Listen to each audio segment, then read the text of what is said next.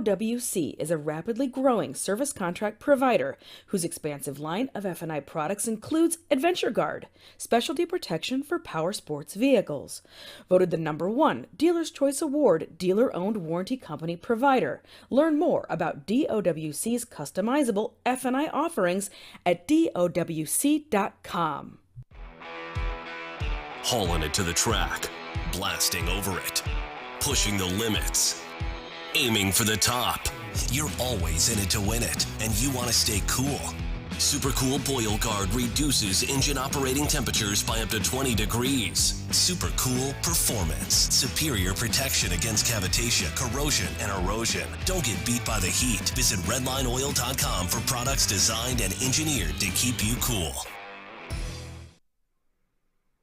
Hey there, everybody. Welcome back to another great episode of On the Throttle with Jacqui Van Ham and my buddy Josh. We've got a great show for you today, talking about all of the newest news going on out here in motorcycling and power sports. In my neck of the woods, I've got some news from the folks over at Harley-Davidson that unless you've been living under a rock, you've somehow managed to miss this news because it's been all over the internet for the past handful of days. And I've also got some great gadgets and tech coming your way, particularly as we're heading into the riding season. What's going on in your neck of the woods, Josh? So speaking of gadgets and tech, Ducati just kind of unveiled something that does not make Ducati noises. And then on top of that, I always talk about the iron butt stuff. Something that's even further, faster, and everything more than that. We'll get into that too. It's like iron butt plus is what you're saying. And you're going to be talking about some Ducati that does not do clickety clackety is what I'm guessing. Correct. What you're talking about, right? Correct. So as I just mentioned, unless you have been fast asleep like old Rip Van Winkle himself or living under a rock somewhere, you have managed to miss, and this will be new news for you, but still very exciting. And we mentioned it on last week's program. That was a little bit of secret spy pictures and things. Well, during the release and the launch, the digital launch, the folks from Harley-Davidson did let out the fact that Harley-Davidson's 975cc bike is going to be the next version-ish, the Sportster Light, perhaps, the next version of the Sportster, and it is going to be called the Nightster. It's the great-looking bike that's on your screen right now. It comes in several different colorways, including this very excellent gray. It also comes in a very sharp looking red. But I thought this was really interesting because I think it's very much more reminiscent in a way of some of the earlier Sportsters. So this liquid cooled, it's a trellis framed S, is a major departure from everything that previously meant Sportster. Now with Harley's unveiling of the 2022 Nightster, Harley-Davidson is both demonstrating the versatility of that new platform and returning to a more familiar silhouette. So this is going to be that liquid cooled engine that they've been using in the 1250cc range. This is now the baby version of that at a 975, still a big, massive bike. But the folks over at Harley-Davidson are saying that they're considering this one of the, if not the most approachable bike in their entire lineup. It's got a nice low seat height. It has a little bit less weight than, of course, their much larger traditional tour type bikes. Again, that's that really sharp looking red, gray, and I believe it comes, of course, in black. And then a couple of other colorways too, I believe. But I thought that this was really sharp looking. As I mentioned on last week's show, which, by the way, you could always go back and look at our earlier shows. We have them living out here on the interwebs, on the Facebook or the YouTubes for forever. We did talk about some behind the scenes spy pics, and we were all kind of guessing at what this bike was going to be. And sure enough, it is this great looking Nightster from the folks at Harley-Davidson. So I think that is a really good looking bike. I'm really excited to see what happens with this. I'm excited to see where the sales point of this, how this is going to go. What do you think about this bike from Harley-Davidson, Josh? It's interesting because when I saw it, I mean, I kind of harkened back to stuff like the V-Rod, and the V-Rod was, I thought, a great bike, but it was too far of a stretch, and it looked it did not look Harley-Davidson. It had some Harley-Davidson-esque stuff about it. This, when you see the silhouette of it, you 100% nailed it. It's a familiar silhouette. It looks Harley-Davidson. It's got modern stuff. It's an evolution. It's a step function. It keeps all the looks that people like. I mean, to me, I like this. I think this is the right direction. It's not this giant leap. I mean, it is in a way, but it's a giant leap, but you know who its parents are. Yeah, I agree. You can see that the apple falls out of this family tree. You can definitely Yeah. see that the shapes are very, very similar and very reminiscent, especially the shape of that tank. I think that that's, Yes. clearly it's lineage, but I'm gonna go ahead and just say, like, is this liquid cooled engine? Is this still a Sportster? I'm not sure about that. Sportster was the longest produced motorcycle from the folks over at Harley-Davidson, air-cooled bike. And is this still a Sportster? I don't know. What do you think, Josh? I mean, to me, look, it's the Sportster was the Sportster because it was approachable, and that's why it stayed there for so long, and that's why they kept it for so long. So the fact that this does, and I mean, this looks approachable. It's not an intimidating seat height. It's not super wide. It's not super bulky. You don't look at it and think, boy, if I fall over at a traffic light, this is going to kill me. I do. I think it slots in. It checks a lot of the boxes that kept the Sportster alive for so long. So yes, but obviously the Sportster was the way to get in to have that old school look. So we'll see. I like it. I think it's the right direction. Time will tell. Time will tell for sure. Speaking of new bikes that were just launched this past week and some new things that are happening at the dealerships, what's going on in your neck of the woods, Josh? So Ducati actually started to show some of the testing from their new V21L. No, that does not mean it's a 21 cylinder. So this is the motorcycle that is going to replace the Energica Ego Corsa. So that is currently the MotoGP e-bike. That is going to be replaced by what you see on the screen here. So according to test riders on this, and this is going to be coming in 2023, we talked about this initially saying Ducati's never even kind of dipped a toe in the electric motorcycle arena. So we're interested to see how this pans out.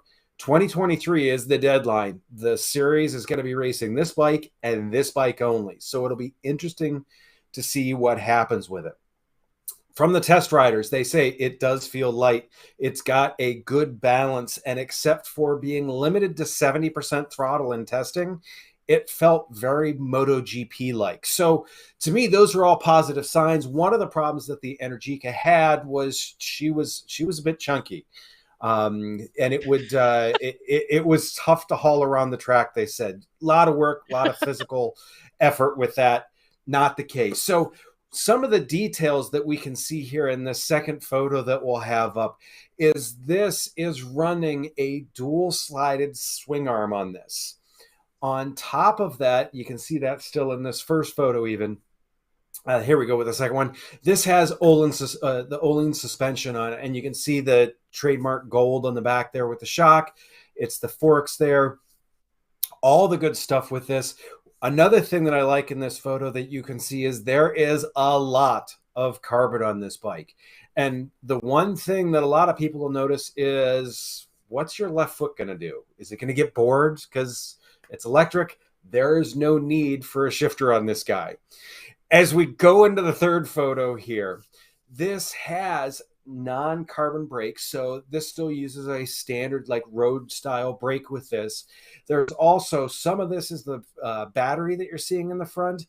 Some of it is there is a large cooler setup because this will be liquid cooled. When you're moving that many electrons around that quickly, you create heat. Electricity, heat, they don't like each other. They exacerbate each other. So it's got a pretty large cooler up front here too. One of the things that I really like about this that you can see with this is with electrics, the design can be flexible. Motorcycles, I mean, I remember my Aprilia from years ago even, the swing arm had this big curve to it so it could get up and over the exhaust. You don't have to design around an exhaust. You don't have to design around an intake. There's not nearly as many immovable parts, whether it be exhaust intake, cylinders, anything like that, that you have to deal with on this. So from what Ducati has said, they expect to have lots of changes for 2023, but they still wanted to get this out for people to see and hear, because if you go to their website, you hear it, and this thing screams like the Millennium Falcon. I love the noise it makes. The other part about it, though, is Ducati says that they will have a viable Ducati level motorcycle available to the general public by 2030. So it's amazing to see from an engineering standpoint how fast this went from paper to track, because we talked about this not too long ago, didn't we, Jacqui? This is saying, hey, this is this vaporware. Yeah, no, we did. We were discussing this because I had not even caught wind of Ducati being in Right. the e-bike type game, and then immediately proved myself wrong because I went to a dealership the following week and saw their little e-bikes that they had at the dealership. So I immediately put my foot right in my mouth on that show. So yes, Ducati has been dabbling in the e-bike space along with literally everybody else in motorcycling, which I don't Correct. blame them. There's tons of growth in this category. The tech is going faster and faster and improving more and more. We're Yep. reading stories every single week about some new startup or some new battery tech. It seems like it's super fascinating. But first things first, Josh, this bike is dead sex Oh my God. Look at this Mm-hmm. bike. It is an absolute stunner. What a beautiful, beautiful piece of work from the folks over at Ducati. I also am very excited to see what happens with these folks campaigning and racing these bikes. I do wish that they were going into dealerships a little bit sooner. If I caught you correctly, you were saying that they were planning on having a motorcycle of this caliber available by 2030, 2030, and that's a long ways from now. It is, and it's what I find so interesting about it is if you watch the Moto E races, they're typically 6 or 8 laps. So they're short sprints because of energy density and what they have to work with this. In the same sense, Moto E is amazing to watch because these guys realize they only got 6 laps to get the business done. So they are pushing these things and they're sliding all over the place. They do a phenomenal job with it. So yeah, so this racing will help speed up this transition, I think. And I think there's some other people that are going to have some stuff in dealerships sooner. But you know how Ducati is; it's got to be that before they're going to move on it, which I can't blame them. Yeah, yeah. I also just noticed this week, because while you brought up what topics you were going to talk about today, I said Ducati has been in the news for several different reasons this week. The other reason is that they are putting up Yeah. record numbers for their first quarter of 2022. So Yep. congratulations to the folks over at Ducati. And what was it, last weekend, 2 weekends ago now, at MotoGP here in the US, they put 5 bikes on the starting grid, which was amazing. And then Danilo Petrucci raced on a Ducati for MotoAmerica and also won his Yep. category. So the folks at Ducati are just on a ringer today. They're on a ringer this month, and they're just going for it. So congratulations to the folks over at Ducati. So my next story that I want to talk about for today is for springtime. I know people are starting to get their bikes out of mothballs. They're starting to think about going and riding more. It is the sun is finally out here in Kentucky. I know it's snowing up in Ohio where you are, but that brings me to mind of some like gadgets and tips and tech and things that I wanted to go ahead and start featuring on these shows, especially as we head into season. And that brought me to a couple of pieces of technology that I thought was really, really fascinating. The first one, I actually had the good fortune of going and seeing live and in person in my own hot little hands out at AIM Expo in Las Vegas when we were out there with Motorcycle and Powersports News doing some filming.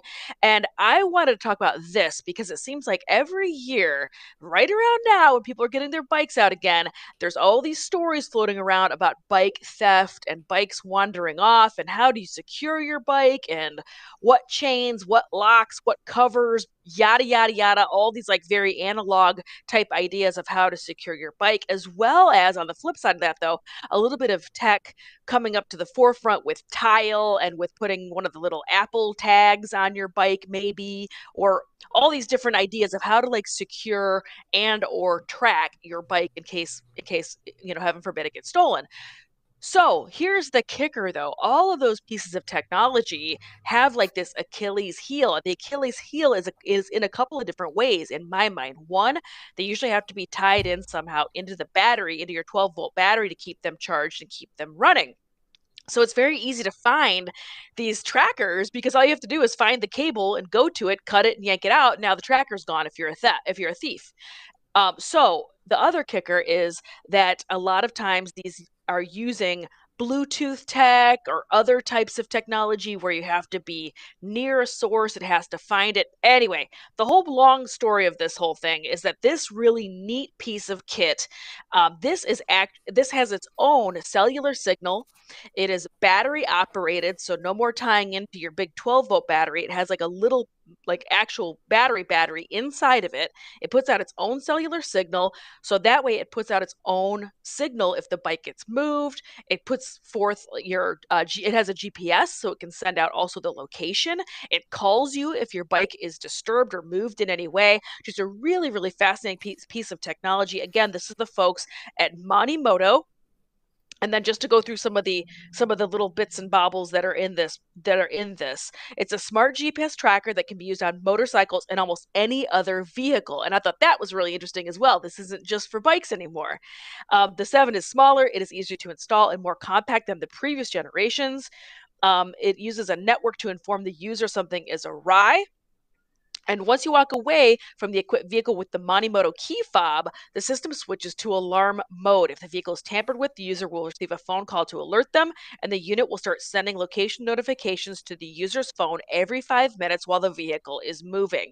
So this, to me, is incredibly fascinating. Like I said, it has its own SIM card on board, so it's got its own cellular signal. The first 2 months are free, and then it is $49 a year afterward subscription, and that's really honestly just paying for the cell service that's going on inside this neat little device. So that was my first bit of tech that I wanted to go ahead and feature on today's show, because also while you just brought up e-bikes, while we're talking e-bikes, now this could be used on something like an e-bike like I have, like a little guy that doesn't have a battery, so I don't have to worry about tying it into a battery system again. So that was my first little bit of tech tips out here in the spring during opening of motorcycling season. The second bit of tech that I wanted to talk about on today's show that I thought was really interesting, this just hit the internets this past week. This is not US available yet, but I thought this was really fascinating. It's a system where it uses, if you want to go ahead and throw that next slide up for me, it goes inside of your helmet. It is a Bluetooth noise canceling system. So if you use like a white noise machine at night to sleep, and I've been kind of dabbling with these myself the past handful of weeks for my dogs, actually. I've been playing a white noise machine by them to like quiet it down so that way they don't get disturbed while they sleep, meaning basically they don't wake me up. I have been dabbling with the white noise machine, so I thought this was really fascinating. What this is it's kind of like an ear cup system, and so your ears are somewhat enclosed, but it uses a microphone to pick up like sounds that you need to hear, as in traffic sounds, bike sounds, car sounds, those types of sounds, engine sounds, but it uses a noise canceling system to knock out wind noise. And that's the biggest complaint people have with wearing helmets, is the wind noise in some of these helmets. And it's not necessarily dictated by the quality of the helmet. Everybody has different sized heads and different size shaped ears. You know, everybody's helmet is going to sit differently on every head. So what might work for you might not work for Josh, or might not work for, somebody else. So I thought this was a really interesting bit of technology. This is not currently available in this country. This is overseas only. So this is still in the pipe. This is still coming down the pipeline, but very interesting technology. What do you think about these two bits of tech, Josh? So the GPS piece, first off, I mean, I think that's brilliant because of the fact that it's a stone standalone piece. It goes on, throw it in your airbox if you want to. Just the fact that it is that small, that simple, I mean, great. To me, the only thing that I wonder is, do you need to know to recharge it or not? But I mean, really, it looks like, especially they figured it out for battery life with it being those 5-minute cycles of letting you know as soon as the key fob's near, it shuts itself off, basically. I mean, it's meant to be conservative. I mean, I think it, like you said, it checks all the boxes for everything you need. In terms of the headphones, I mean, look, I mean, you know what I'm on half the time. My head is hanging out in the wind 90% of the time, where my helmet just starts to sing. And being able to drown some of that noise out, and it's the reason why I wear smaller earplugs, or that I still want to hear, I just don't want to be deaf. So to have those items, so that way I could hear that, no, I'm all for it. As those come over to this side of the pond, I will be signing up and clicking the order button on those boys. Yeah, I think I think that's both two very, very, very fascinating pieces of technology. As much as I love my vintage motorcycles and I am a bit of a Luddite, I'm also a gadget nerd. So I always love looking for new tech and new gadgets to improve the motorcycling experience. So I had to bring those up on today's show. But what's up for your second story for today, Josh? So just recently, the 24 Hours of Le Mans just finished. And it's not the car race that we're talking about. This is the FIM World Endurance Motorcycle Race. And any race that starts with people doing this, has to be fantastic. So both the car and the motorcycle race used to have, this is what's known as a Le Mans style start. The racers are all on the other side of the track from their vehicles. You have to start with a sprint across the track. You have to start your bike, and then you have to take off. Unfortunately, in the second photo here, you will see that there was a crash involving Bradley Smith, who's one of the top name racers in the FIM World Endurance Championship. He basically had a bike issue that was a photographer's point of view. He got nailed from they're figuring about 65 miles an hour. To me, this was reminiscent of the Scott Russell crash years ago at the start of Daytona. It was one of those things where you watched it and you're like, oh, I just watched something very bad happen. He went to the hospital. He was checked out. He's okay. That's the reason why I was willing to show that photo. So to me, that is just amazing that happened, but that's one of the things of endurance racing. And that happened within the first, obviously, 10, 12 seconds of the race. 4 hours in, BMW is actually doing really well, but ended up with a grape-sized rock ruining their day. How does a grape-sized rock ruin your day? It goes through your radiator. That is how their day ended. Yeah, that's just not how you want that to happen. One of the things that I love about endurance racing, though, is you get scenes like this. It's a 24-hour race. They are racing all day, all night. I mean, if you look, they find ways to light up the numbers on the bike so that way they can be scored. The other thing is when you look here, you've got Suzuki, you've got Yamaha, you've got Kawasaki behind there. I mean, the racing typically stays this close for quite a long time. So that being said, who was the winner this year? Well, we've mentioned some of the endurance racing before, and who's one that usually is just on a tear? Cover yours if you don't want to hear this. It was Suzuki again. It was the Suzuki Yoshimura SERT Motul team. They completed 840 laps of the 4.185 kilometer circuit. That is 3,515 kilometers in 24 hours. For those of you that don't like the metric system, that is 2,184 miles in 24 hours. That's a long trip. They spent 31 minutes in the pit is all. And what I find so cool about endurance racing is the gap from first to second place after a 24-hour race was only a minute and 45 seconds. To me, all of that and all the drama that goes into that over a 24-hour race is just, to me, what makes it awesome. They have usually 3 or 4 riders on a team, so that way someone is not riding the whole 2,184 miles, although I'm sure there's some people out there that have done it. Nonetheless, what do you think, Jacqui? Are you going to go endurance racing or no?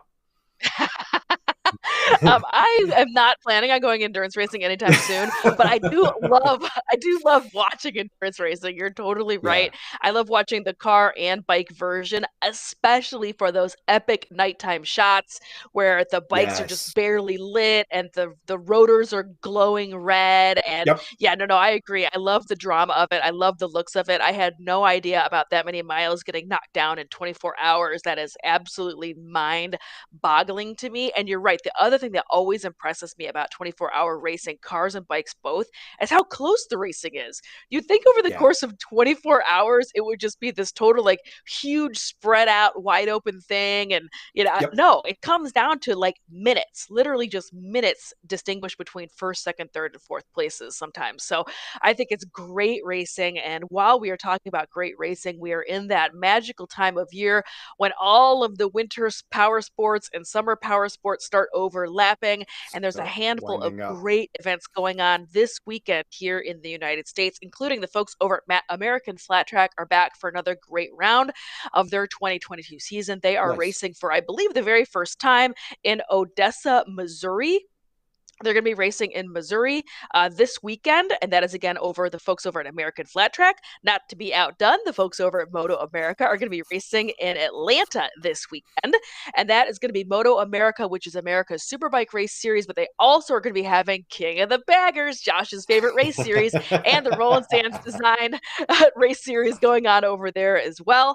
And then Supercross, which is our winter seasonal sport that is heading towards the middle-ish of their season, they are going to be up in Massachusetts this weekend. So they've got another round going on this weekend in Foxborough, Massachusetts. So 3 great pro-level epic races going on this weekend here in the U.S. Sure. So if you're in the area of any of those races, you should be going and checking those out because that sounds like a heck of a good time. So, agreed. Thank you so much for tuning in, everybody, for another great episode of On the Throttle with Jacqui and my buddy Josh over here. We'll be back next week for another great program. As always, thank you for clicking, liking, and sharing all of these videos. Feel free to jump into the comments and let us know what you think about all of these shows, or if you got anything to say. We always come on back by and say hey to you and answer your questions. So thank you for tuning in, everybody, and we will see you next week.